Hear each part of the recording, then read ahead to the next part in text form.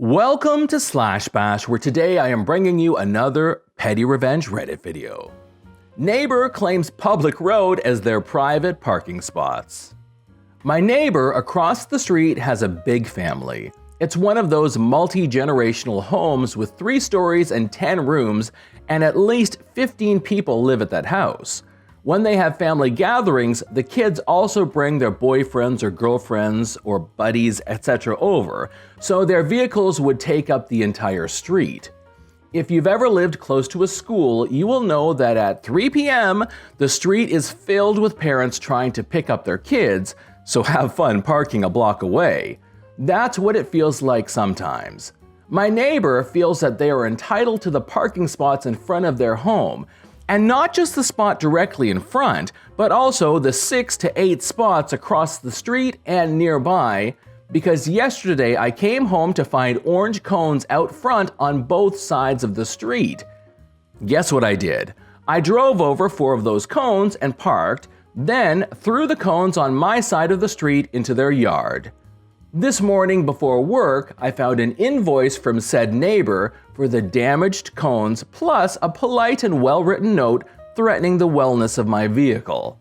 Just now, my neighbor got a visit from the local police. My wife, who's at home, took pictures. I'm looking forward to seeing them when I get home. Stay tuned. Here's an update. I found 2 of my tire valve caps missing. I quickly found replacements from 2 nearby vehicles. I got fired, but you cleaned the bathroom. My very first job that wasn't for a friend or family member lasted less than 72 hours. It was a Midwestern burrito chain, the place they bob your burrito at. It was my first closing shift ever. That meant 3 a.m. as we were a college town and it was Saturday. We are literally under the 3-minute mark to close and most of the steak is gone. The cook has gone back to get a start on dishes and the manager and team lead are nowhere to be found. It's me doing my first closing shift, the cook, pretty sure he was an alcoholic in his 50s still working a minimum wage job, and the cashier chick, a girl I knew from high school and was a super senior hippie chick. In walks the 3 Chads and 2 Karens drunk. Chad 1, steak burrito. Karen 1, veggie rice bowl, and so on until Chad 3 asked for a steak burrito as well. Cashier chick already used the last of the steak for burrito 1. She apologized, informed him we are out of steak, and offered a replacement.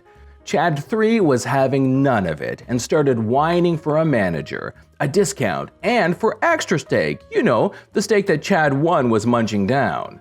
In fact, Chad 1 even said it was bull that we didn't cook more steak for them, while munching on the last of the steak. It's 10 minutes after close and the cook walks out the back as he had finished all the dishes and tools. I know it was exactly 3:10 a.m. when he left because of the CCTV video I was forced to watch as I was getting fired the next day. Anyway, he eventually went with chicken and all 5 of them left to wait for a taxi. Yes, this was before Uber. We finished cleaning and I'm heading to the doors to lock them and Chad 3 walks back in saying he had to use the restroom. I follow him back to the restroom because I'll have to clean it again after he uses it. The district manager was known to watch the cameras and have the manager rip into us if the last time someone left the bathroom wasn't the person cleaning. As Chad walks out, he smiles at me and says, "Good luck." I poke my head into the bathroom and it's destroyed. He had thrown his burrito against the ceiling, urinated everywhere, and ripped off the towel dispenser, broke the changing table, and plugged the toilet. I snap. I drop the mop and charge over to Chad 3, burst in front of him, and lock the door. I lost my mind and started screaming at him and herding him back to the bathroom. Many threats of violence and calling the police at the same time. I still never touched him though. I made Chad 3 clean the bathroom, though he didn't do a great job, and then I let him out. He looked like it was the last thing on earth he expected, but also knew I had enough and was going to die on that hill. The taxi van picks them up and they leave. I finish cleaning the dining area before heading back to the bathroom to fix and clean what I could that Chad 3 missed. When I come out, there's 2 police officers knocking on the door. I unlock it and open the doors. The police come in and start to question me about the night's events. I explain what happened and show them the bathroom with burrito on the ceiling and broken items. They asked if I was threatening the man. I refused to answer directly and talked about the mess and the damage. They asked to speak to a manager and I exploded. I said, I'm the last one here and I can't even lock the back door or set the alarm, that I haven't seen my team lead or manager since shortly after I got there at 8:30 p.m., and then asked if I could just go home, slightly out of breath and clearly frustrated. To my surprise, they said yes, that they would get in touch with the manager or owner and gave me his card. I went home and went to sleep, looking forward to my day off to catch up on college homework. Yes, I didn't get a job until college. I know, shame on me for that. Nope. Next day, I'm woken up by my phone and it's the district manager demanding I go in immediately. I show up, he takes me into the manager's office where he and the manager are. They are very pissed off. They both start ripping into me and asking me what happened. I explained what happened and they cut me off saying they know what happened. They saw and heard it on the video, but why in the world did I force Chad 3 to clean it? I didn't really have an answer other than because he made the mess and he did it because we didn't have steak.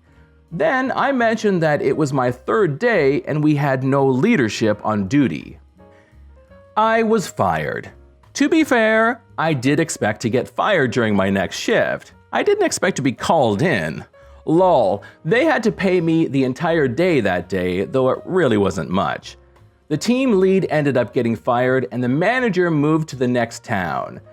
I did see them getting coffee together a while later though. I don't know if he was married, but he was in his late 30s while she was just a few years older than me. Delivery driver wouldn't walk up small flight of stairs to deliver items, so I made him walk further. I'm in the UK and live in a small block of flats, so most delivery drivers can't be asked to walk up the stairs to drop things at the front doors, so they just dump them in the stairwell. I totally get it's a pain, but we keep getting stuff stolen as anyone walking past can grab stuff, so there's a big sign asking people not to leave items there as it's not safe or secure. So there's the same driver from one company that just dumps the items there regardless. They have to take pictures to prove it got delivered, and in the back of the photo you can even see the sign saying, "Please don't leave them there." So anyway, the petty part is I can choose to get items delivered to my home or to a local store for collection. So I've now started sending them to a store I shop in weekly. It's the same driver. The app says who was driving for them to be rated. But instead of a short flight of stairs, he now needs to find somewhere to park, go to a goods in area, go through the faff of booking in a parcel with an actual person that'll take way longer and more energy than climbing a flight of stairs. It's petty, but A, flip him, and B, my parcels are no longer at risk of being stolen.